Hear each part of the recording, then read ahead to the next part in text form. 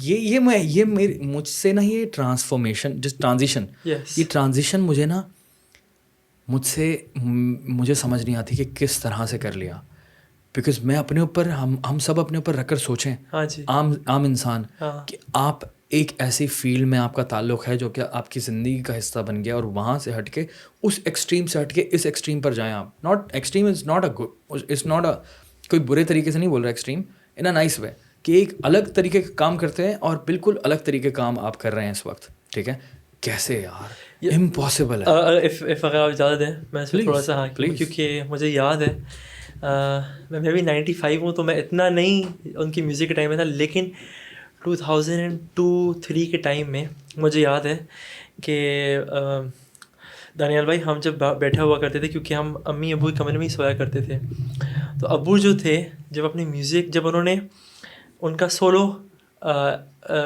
वो बन गए, जब उन्होंने अपना बैंड छोड़ दिया था, फिर उनके सोलो गाने आया करते थे, जो उनके एंड में नहीं आए गाने, वो सोलो आया करते थे. तो मुझे अभी भी याद है कि रातों को 2-2, 3-3 बजे वो उठ जाया करते थे, और उठ के हम उस वक्त हम एक ही कमरे में सोया करते थे, तो वो आकर या तो सोफ़े पे बैठ जाएंगे या बालकनी में जाकर खड़े हो जाएंगे, और पूरी रात सुबह तक खड़े रहा करते थे.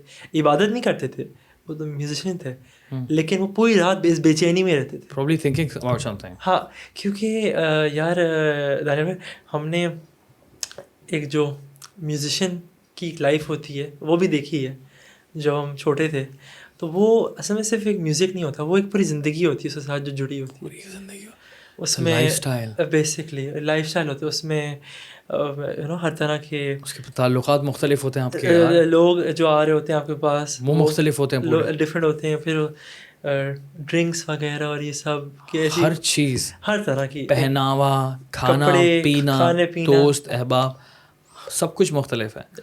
हम इस वक्त ये नहीं कह रहे कि वो बहुत ही गलत है. हाँ. ठीक है, हम सिर्फ बस वो लाइफस्टाइल है, एक लाइफस्टाइल एक्सप्लेन कर रहे हैं. ठीक है, तो मैं रॉन्ग राइट पे नहीं बात कर क्योंकि रहा. हम लोग, मुझे बड़ा अच्छा नहीं लगता कि अगर मैं किसी को बिल्कुल बुरा बोलूँ ना, इट्स नॉट.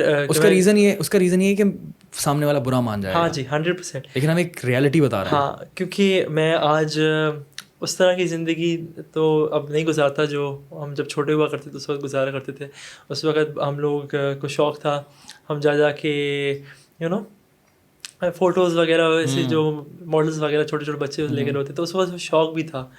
लेकिन अदर साइड जो अब्बू की एक थोड़ी सी एक बेचैनी आ गई थी उनमें. अच्छा. वो हम देखा करते थे, तो वो स्लोली एंड ग्रेजुअली जब हमने फिर वो अब्बू ने सबसे पहले क्या किया कि उन्होंने जो हमारा उनकी म्यूज़िक के पैसों का घर था, उन्होंने उसको समझे कि बिल्कुल ही बहुत थोड़े पैसों में बेच दिया.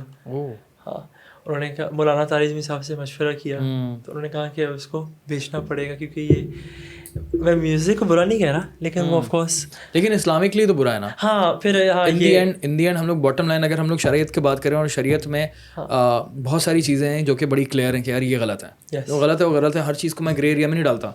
आजकल तो हम लोग हर चीज़ को ग्रे एरिया में डाल देते हैं ना, आपको पता है, वो गलत है, वो गलत है. और एक और सबसे बड़ी बात ये है कि मैंने वही कहीं सुना था कि गुनाह को गुनाह ना समझना है एक बहुत बड़ा गुनाह है.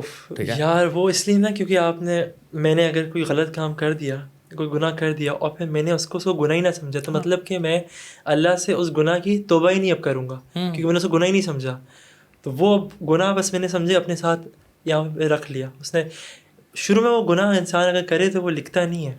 ये जो हमारे यहाँ बैठे हुए हैं कलाम कातिबीन, ये लिखेंगे नहीं, ये वेट करेंगे कि हम उससे पहले ही तौबा कर लें, लेकिन उसको गुनाह ही ना समझें आप, और आप आगे चलते गए और फिर और गुनाह करते रहे, तो वो एंड में जाके मजबूरी में लिख लेते हैं.